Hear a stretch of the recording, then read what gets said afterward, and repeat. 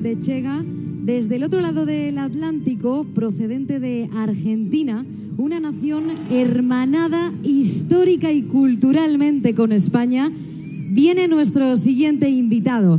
Un fuerte aplauso para Javier Milei.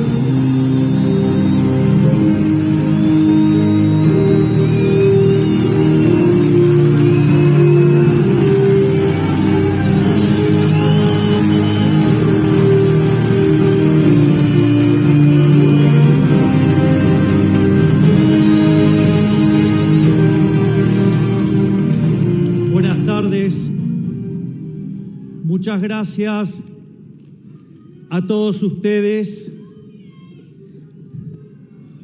Muchas gracias. No creí que de este lado del Atlántico me conocían tanto. ¡Viva la libertad, carajo! ¡Viva España! ¡Viva Vox! ¡Viva Santiago Abascal! ¡Vamos contra los zurdos! En primer lugar, deseo darle las gracias a todos ustedes por esta tan calurosa bienvenida. Deseo darle las gracias a Vox y muy especialmente al queridísimo Santiago Abascal por haberme invitado y poder estar junto a ustedes. Muchas gracias.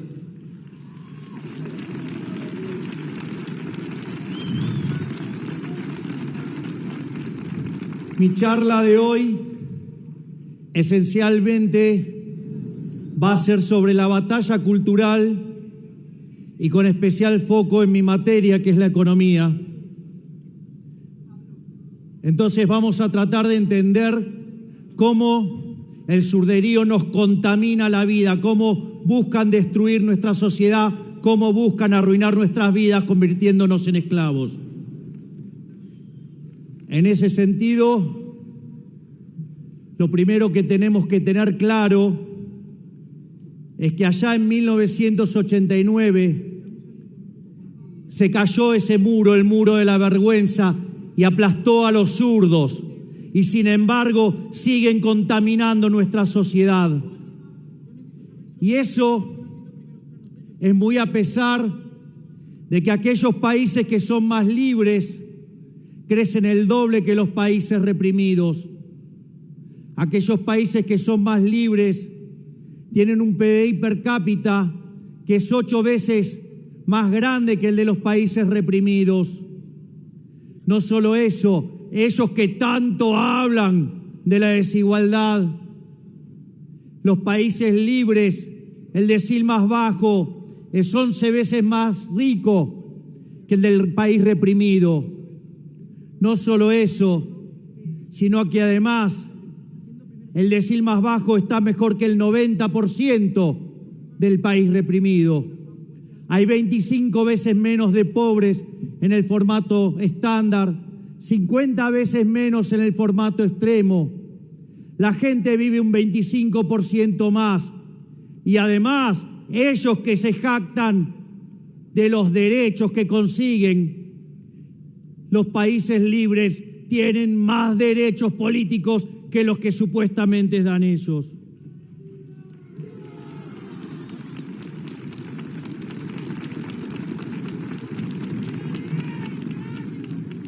Frente a estos números, los zurdos mentirosos, y esto es interesante para que lo tengan en cuenta, donde cada vez que uno les muestra un dato, los van a acusar ¿de qué? De ser violentos, los van a acusar de discurso del odio. Estimados muchachos de la izquierda, 2 más 2 es 4.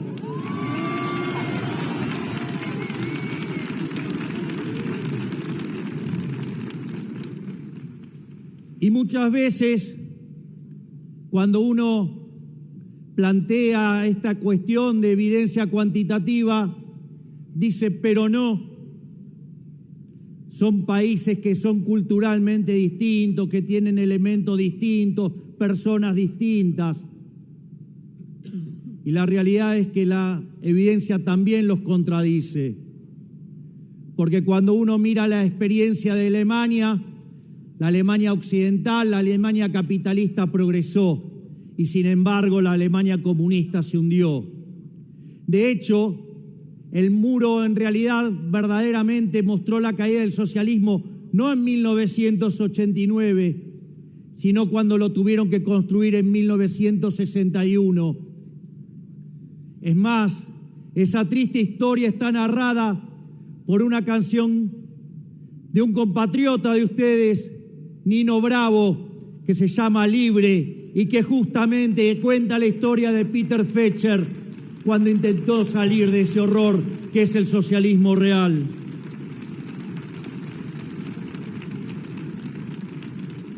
Pero si eso fuera poco, está la experiencia de lo que era el imperio austrohúngaro. Fue separado en Austria y Hungría. Austria con el capitalismo progresó, Hungría con el comunismo se hundió. ¿Quieren otro caso? Corea. Corea del Sur capitalista progresa, Corea del Norte comunista se hunde. Miren el caso de Hong Kong versus China, o miren el caso de Argentina. Argentina, cuando abrazó las ideas de la libertad en 1895, después de 35 años, llegó a ser el país más rico del mundo.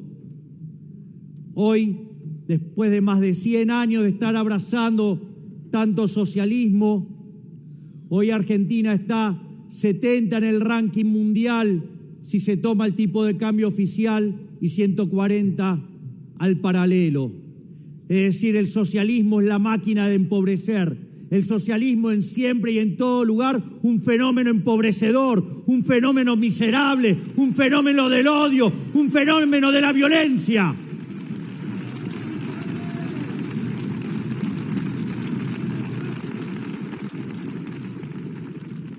Y en este contexto, donde todo lo que tocan lo arruinan y lo empobrecen, decidieron trasladar la batalla y la lucha de clases desde la esfera económica a otros aspectos de la vida social para ir inoculando esa basura que es el socialismo. Así, básicamente, está la ideología de género, los conflictos étnicos, el tema de las etnias, el tema de los pueblos originarios, la agenda ecologista, el lenguaje inclusivo, todas cosas para ir destruyendo los valores de la sociedad. Y obviamente eso no es ajeno a la agenda en términos de economía. En términos de economía, básicamente lo que dicen los socialistas es que el sistema capitalista de libre empresa es injusto. Entonces tratan de poner, por un lado, el supuesto altruismo socialista versus el individualismo liberal. Ellos supuestamente, no en todas partes del mundo, de donde yo vengo, niegan la superioridad cuantitativa, pero en general el problema no es el que plantean de la cuestión cuantitativa, sino de que el sistema es injusto, que el sistema es inmoral.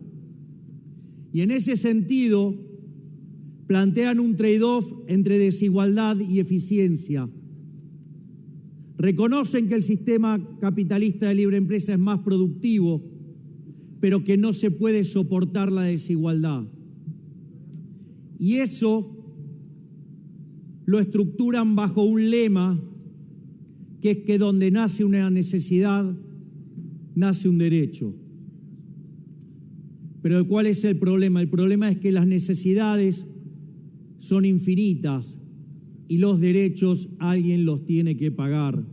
Y como los recursos son finitos, hay un problema de inconsistencia.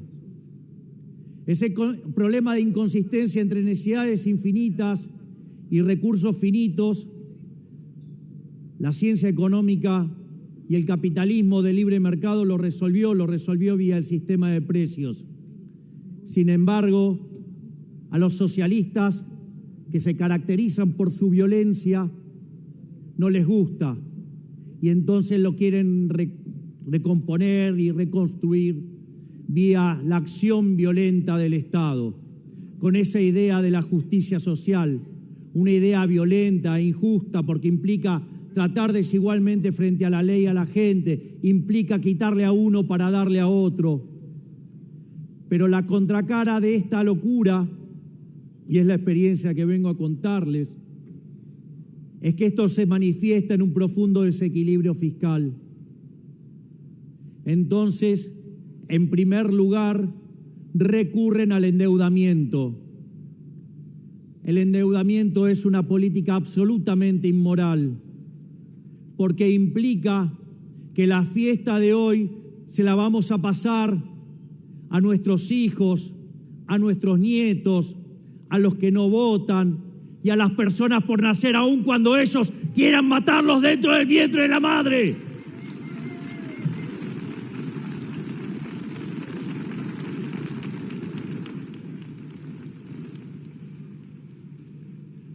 La otra alternativa que suelen utilizar es el financiamiento vía el Banco Central, es decir, financian el déficit fiscal con emisión monetaria, generan inflación que no solo perjudica el crecimiento económico, sino que ellos que tanto dicen defender a los más vulnerables, les pega entre 25 y 30 veces más fuerte a los más vulnerables. Es decir, ellos, digamos, que tanto se ocupan de los pobres, lo único que hacen es aumentar el número de pobres.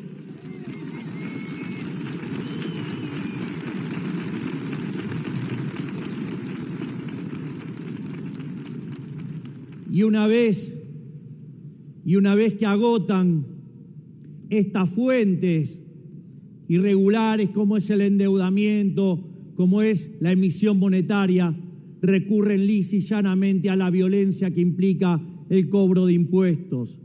¿O de dónde creen que viene la palabra? Impuestos a punta de pistola, coerción. Nadie los paga voluntariamente. Y en ese sentido, en la medida que van subiendo los impuestos, va apareciendo el Estado presente y todo lo va destruyendo y el desempeño de los países cada vez es peor. Ejemplo, en Argentina, en los últimos 50 años se triplicó el tamaño del Estado con el verso de la justicia social y el número de pobres se multiplicó por 8 veces. Es decir, que el socialismo es una máquina de generar pobres.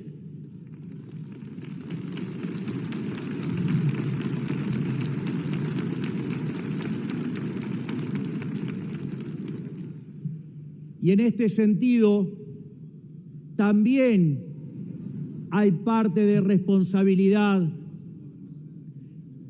de la forma en cual se estudia la economía. Yo recuerdo, previo a asumir la banca como diputado, me habían entregado un diploma por comprometerme con los argentinos en no subir impuestos y no crear nuevos impuestos y trabajar por achicar el Estado y bajar el gasto público. Y en esa reunión donde yo tenía que disertar, me encuentro con la situación de que un supuesto economista clásico decía que lo único que justificaba la intervención del Estado era la presencia de fallos de mercado. Reflexión sobre la que yo tengo para decir que los fallos de mercado en realidad no existen y que cuando ustedes se encuentren a alguien hablando de los fallos de mercado, lo primero que habría que sugerirle es si no está el Estado metido en el medio molestando, interfiriendo y causando daño.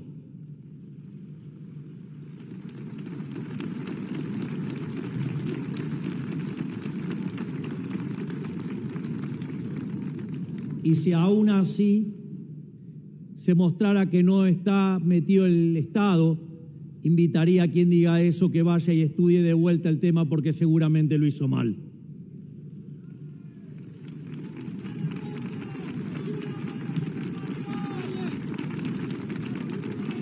Pero el eje central por lo cual les comento esto, y que tiene que ver con los grandes riesgos que implica el socialismo, y es el comportamiento dinámico que esto implica.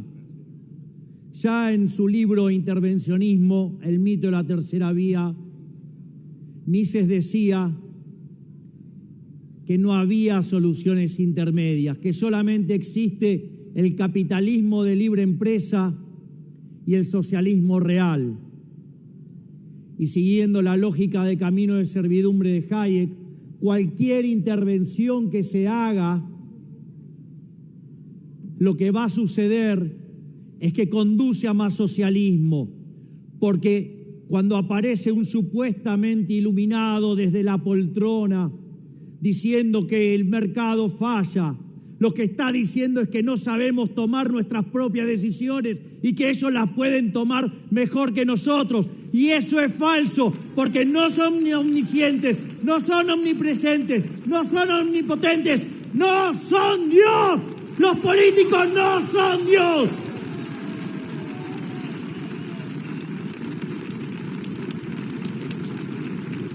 Y en ese sentido, cada vez que aparece la garra del Estado a lo que funcionaba bien, ahora empieza a funcionar mal.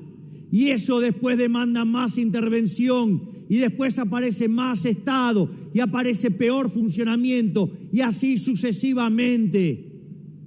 Va creciendo el socialismo, y así nos van robando la libertad.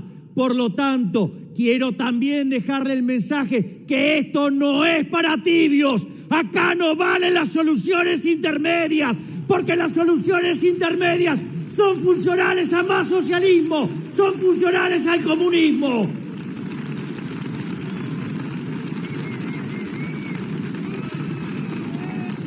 Y finalmente, para ir cerrando,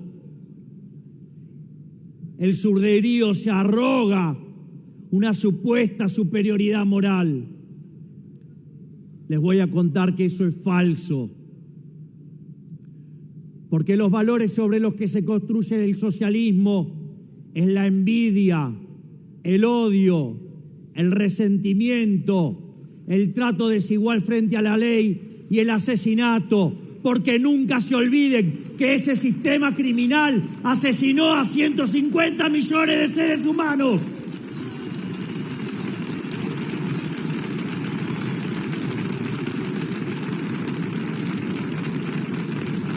Mientras que por otro lado venimos y le proponemos el sistema de la libertad, como fue definido por el máximo prócer de las ideas de la libertad en Argentina, el gigante profesor Alberto Venegas Lynch, hijo, que dice que el liberalismo es el respeto irrestricto del proyecto de vida del prójimo, basado en el principio de no agresión, en defensa del derecho a la vida, en defensa del derecho a la libertad, en defensa de la propiedad privada, cuyas instituciones no solo son la propiedad privada, los mercados libres, la libre competencia, la división del trabajo, la cooperación social, y donde solamente es posible ser exitoso sirviendo al prójimo con bienes de mejor calidad a un mejor precio.